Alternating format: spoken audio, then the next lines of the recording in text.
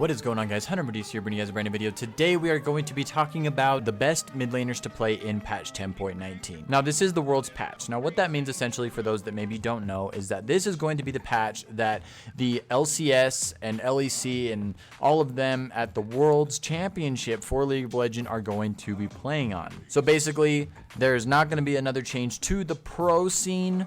After this patch, there's still going to be patches and stuff that are going to hit the live servers for regular League of Legends, but for the pro scene, this is going to be the last of it. So they do that so that everything is stable, everything is set in stone, and everybody has an equal amount of time to practice up on the champions that maybe are the strongest. So now that that's explained a little bit, let's jump right into my tier list for the mid lane.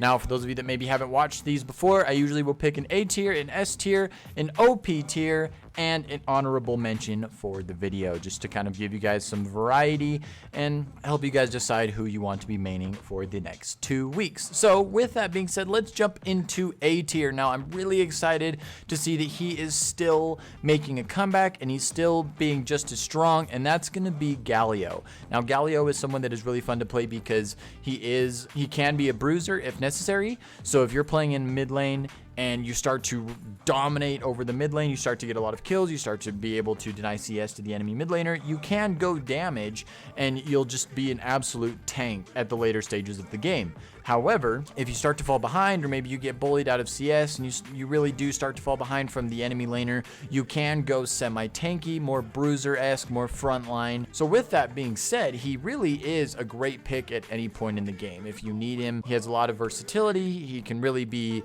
flexed into another position. If you need to switch from mid lane to top lane, you can do so. He doesn't really need someone to hold his hand if he's going to ward or look for the enemy jungler, because he is just a pretty solid pick. He has a lot of poke, and his ultimate brings a lot to the table for team fights as well. And with him being mid lane and with him having the ultimate that he does, he is able to provide support to the bot lane or top lane or even the jungle when it's necessary because of the impact that his ult has. So Galio is going to be our A pick. Now let's jump into S tier. Now things are still pretty similar to what they used to be last patch, where it's very assassin oriented for the meta. However, there is one person that has jumped out of nowhere since last patch and been an absolute menace with the current meta, and that's going to be Vladimir.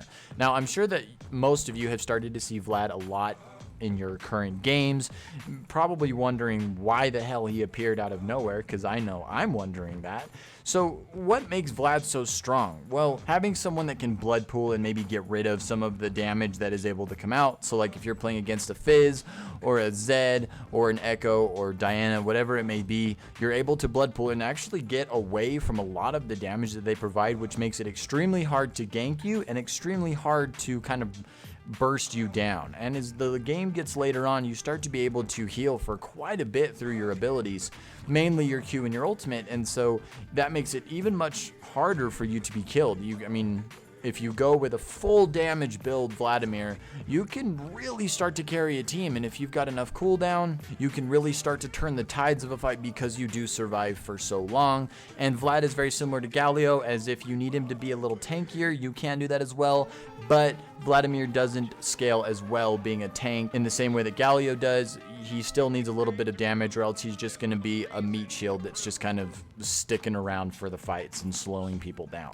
But other than that, he is really strong right now. And if you find yourself playing into any sort of assassin, Vladimir is going to be the best pick for you. Now let's jump into OP. Now I really hate to say this right now, and I have a lot of respect for those that main this person, and I understand the memes and I understand why everybody always gives these people crap, but Yasuo is really strong right now. With it being such an assassin driven meta, the damage items are what people are going for a lot. So if you're playing like a Zed or a Talon or even a Nocturne, having those damage items on the, in that burst is really strong right now. With that being the case, Yasuo does use those items, which makes him incredibly strong. And if you're playing against, Fizz or Katarina, Zoe's, those type of people, your win wall, if used properly, can really turn the tides of a fight, because Yasuo does have a I say semi weak early game, which you kind of have to bide your time. That's why all the memes you see when people hit 0 and 10 with with Yasuo, they've hit their full power, because at that point they're really starting to scale. And Yasuo is very unique in the way that he can, I mean, he's never out of the fight.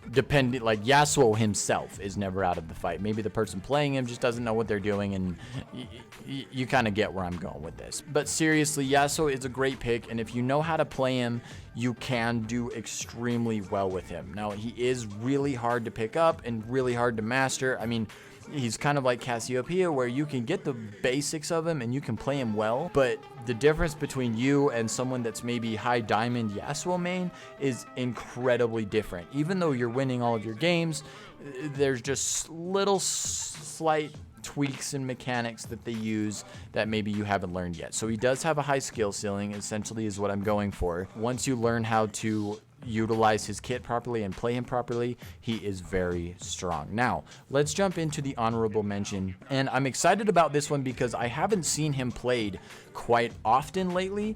And he is a champion that maybe isn't the strongest right now, but he's just a lot of fun to play. And that's going to be Rumble.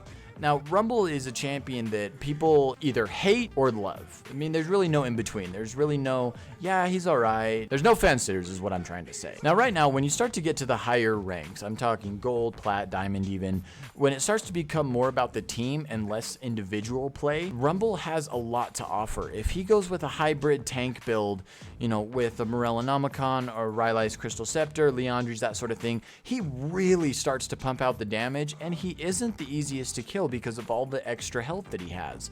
And he is really strong, like stupid strong in the early stages of the game because of the amount of AoE damage that he has and the 1v1 kill potential and the shield, and all of this stuff is really what makes him super strong. Now, he isn't going to be the greatest pick every time, but he is going to be a fantastic pick most of the time, and especially in the mid lane, if you're playing against someone that's a melee champion versus a ranged, he is going to be a great pick. So I hope you guys do enjoy the video. I just like to give you guys a kind of my input on who's strong right now and who is really fun to play. So I hope that you guys did enjoy the video, and if you did, be sure to leave a like as well as a comment down below. Let me know if you're excited for Worlds, what team you're rooting for. I'm excited to hear what you guys have to say, so let me know. And if you could as well, be sure to subscribe. It really helps me out and lets me know that you guys do enjoy the videos I make and the content I create. Now, with that being said, thank you so much. Have a wonderful day, and thank you for joining the Stone Army.